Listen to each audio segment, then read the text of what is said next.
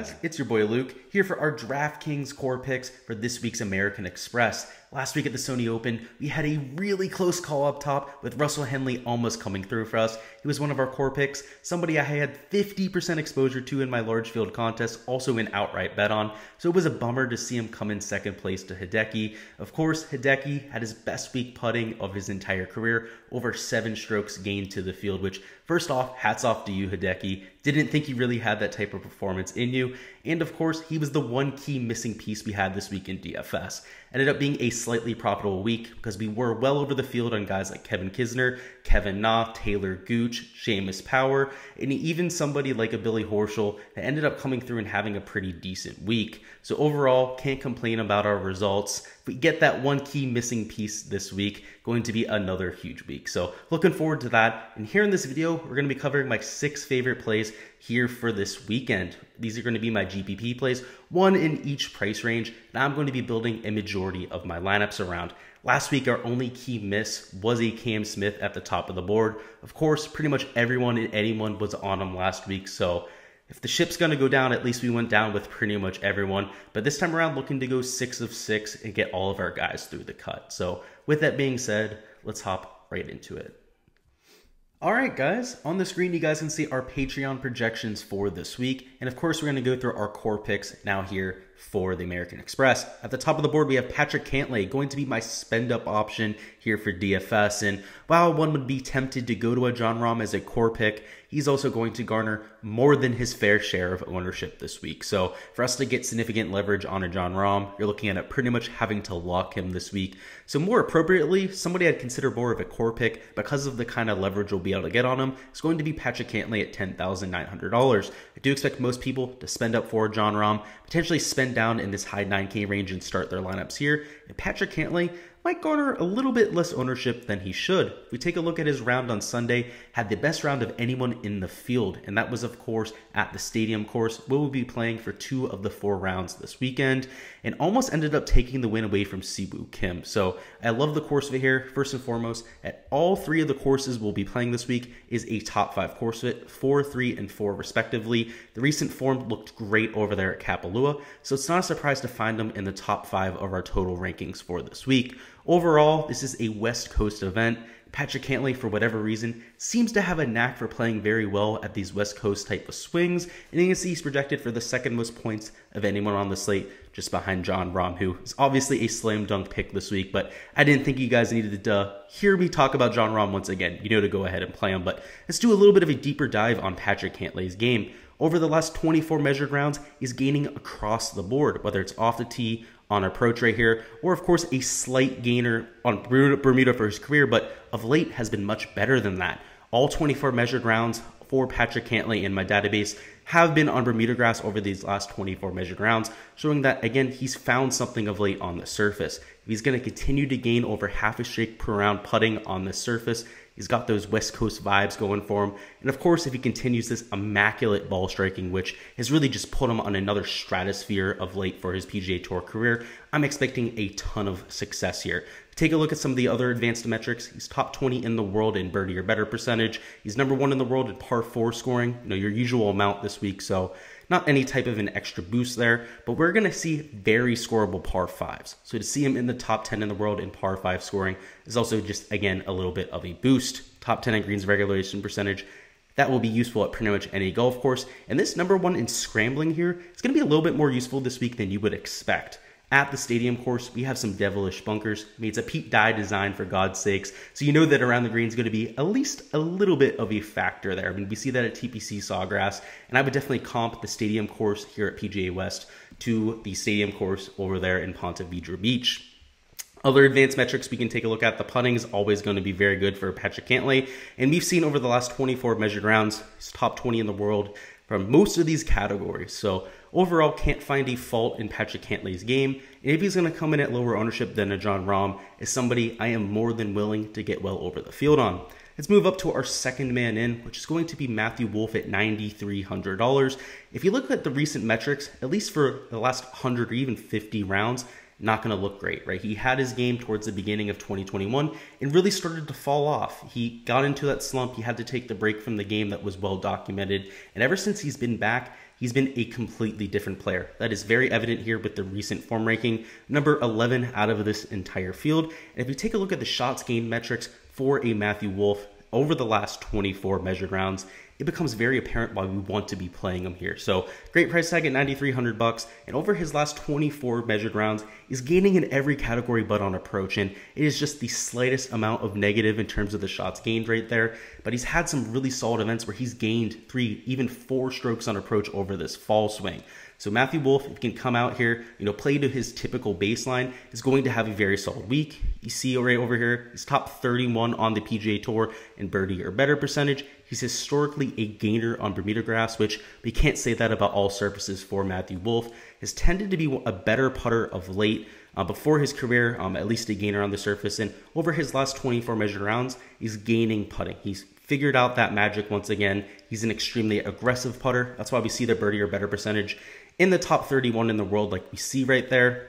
Another thing of note is his around the green. He's really figured out the wedge in the putter. It used to be a huge deficiency in Matthew Wolff's game, but of late has been gaining significantly to the field. So you love to see that. If he's going to be playing with a much more well-rounded approach, if he can find a way to gain a few strokes on approach, is not only live to contend here, but very live to take home this whole golf tournament. I mean, we're dealing with some of the largest fairways on the PGA Tour, so even though he can be accurate with the driver, he doesn't have to be this week. He can whale away at it, be extremely aggressive off the tee, and of course, have wedge into plenty of these greens. So, love the course fit there. I do expect him to be relatively under-owned as well. I mean, Corey Connors coming off a really solid week, Seamus Power, Taylor Gooch, Will Zalatoris, Abraham Ancer in this field as well. It feels like Matthew Wolff going to be the guy that's a little bit overlooked and somebody I'm looking to get plenty of leverage on. Next up, let's move to our bread and butter play. That is going to be Jonathan Vegas down here at $8,100. In terms of the rankings on all 3 golf courses, you can see he's a top 13 fit. Most notably number 6 and number 7 on the Quinta and Nicklaus courses.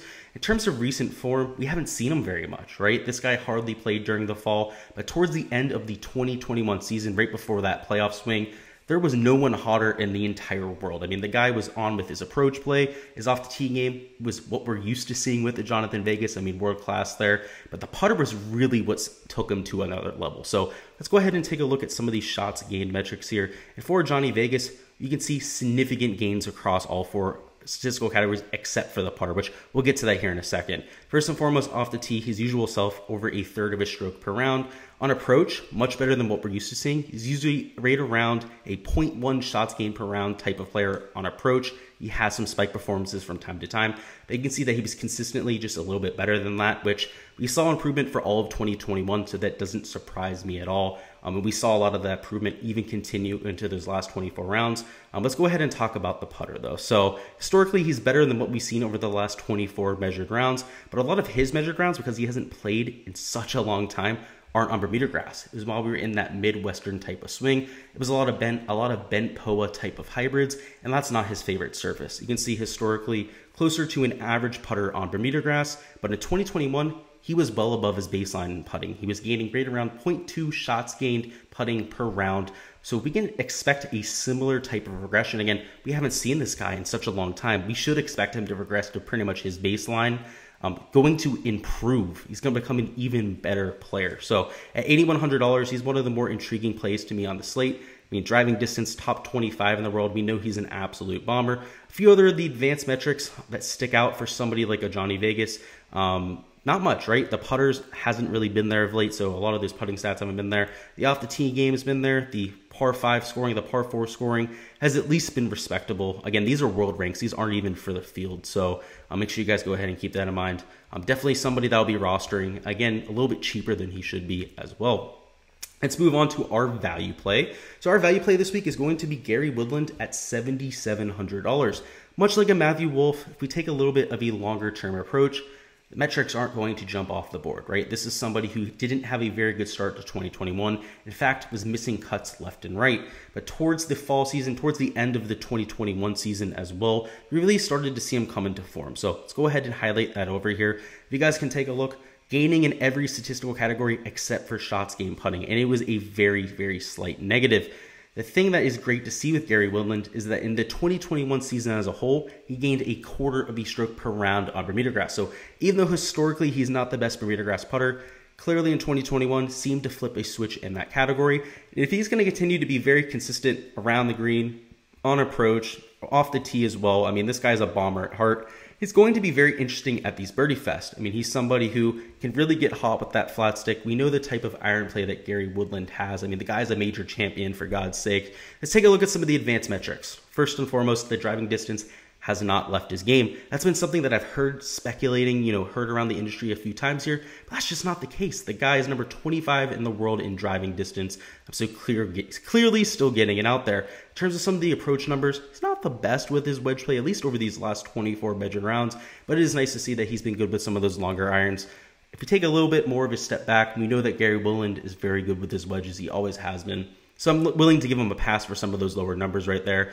And with the putter, he hasn't had that magic of late. So not a surprise to see that some of these categories are in the red over there. But historically, a much better putter than we've seen. And on Bermuda grass in 2021 was much better than that. So I expect some positive regression from somebody that we haven't seen for quite some time. Let's now move on to our value pick, diamond in the rough of the week. It is going to be Patrick Rodgers at $7,300.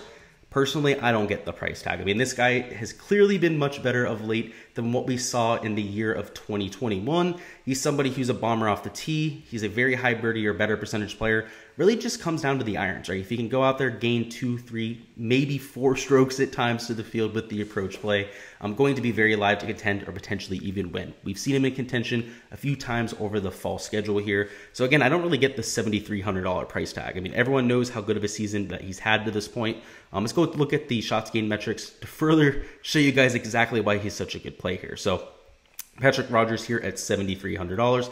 Of late, the only statistical category he's losing in is approach play, which that's usually the X factor for Patrick Rodgers, right? He's not the most consistent with his irons, but when he brings the irons, he's somebody who's borderline unstoppable. Consistent gainer off the tee. He's decent enough around the green, but really he really makes his hay is with the putter. You can see gaining nearly a quarter of a stroke per round with the flat stick, and for his career on Bermuda grass, tends to be one of his worst surfaces. Is better on bent. Is better on bent POA as well. So we could even see him do better this week. I mean, this is a guy who his typical baseline is closer to 0.3, even 0.4 shots gained putting per round. So if he ends up putting a little bit over his baseline on Bermuda grass, could even see improvement from that number. Let's go ahead and talk about some of the advanced metrics. Much like a lot of the other people here, bombers off of the tee. Again, we're getting some very large fairways for the exception of the stadium course where you do have to go ahead and keep it in play. But his driving accuracy, he's been somebody who's been known to tee back when he has to. I don't think it's going to bite him too much this week. In terms of some of the putting numbers, he has been pretty good of late. You see he's top 35, top 36 in the world in quite a few of these categories. Inside 5 feet, 84, that doesn't really bother me, right? These guys are making 95% putt, 95, maybe 90% of their putts from 3-4 feet. So I'm not too worried about that. So in terms of the ownership, I do expect it to be relatively high on Patrick Rodgers. I mean, the guy's only $7,300, has elite recent form, good course fit, as you guys can see with the metrics over here, top 29 course fit across all 3 golf courses. Still going to be somebody I'm playing, though, just because he checks all the boxes that I'm looking for.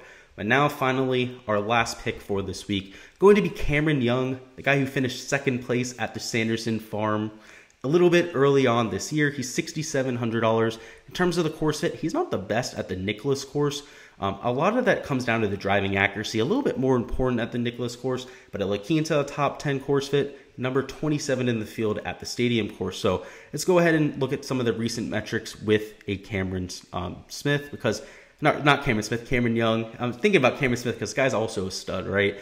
We were playing him last week. But Cameron Young at $6,700, significant gainer off the tee. The guy, in terms of driving distance, number 10 in the world. Birdie or better percentage, number 16. I mean, the kid's just an absolute stud. And if we take a look at his shots gained putting on Bermuda grass, 1.1 shots gained putting per round. Now, granted, you would think that this is an extremely small sample size. This is over 48 measured rounds. The kid is just an absolute stud on the surface. So if he's going to go out there, be that bomber type, like hits it real far, makes a ton of putts, it's going to come down to the approach play, right? You can see over the last 24 measured rounds is losing, but much like a Patrick Rodgers, these type of guys can spike from time to time. And when they do, they go out and they win golf tournaments. So we saw that type of upside at the Sanderson Farms. Again, he finished 2nd place at that golf tournament behind Sam Burns. This time around, no Sam Burns in the field. If he has that type of ceiling performance again, he could very well come home with this first ever win. That's all I've got for this week's core picks. Go ahead and let me know down in the comments who you guys have winning this week. Personally, for me, I think Patrick Cantlay has a real good shot, but I wouldn't be surprised if somebody like a Matthew Wolff, Johnny Vegas, or even a Cameron Young came through and ended up stealing the show. It's one of those type of golf tournaments where you'll see pretty much anyone on the betting board go out and win. We've had Andrew Landry win here at more than 400 to 1. We had a 600 to 1 winner in Adam Long. Of course, we've seen favorites win here as well, some of the greatest of all time players. So pretty much anybody is open up there on the betting board. So go ahead and let me know some of your favorites to go ahead and get that done this week. And as always, really do appreciate all of your support here on the channel. If you guys haven't already subscribed to the channel, highly recommend you guys go ahead and do so. We're going to have even more DFS content dropping throughout the week, whether it's our value picks dropping tomorrow, our fades and sleepers dropping tomorrow as well, or our weekly DFS live stream we do every Wednesday at 7 p.m. covering the weather, any last second implications, any questions that you guys have down in that live chat as well. So make sure to subscribe so you don't miss any of that. And of course, make sure to stop by on Wednesday for the live stream. Good luck with all of your lineups this week. Good luck with any outright bets that you guys are placing, and let's get this cash.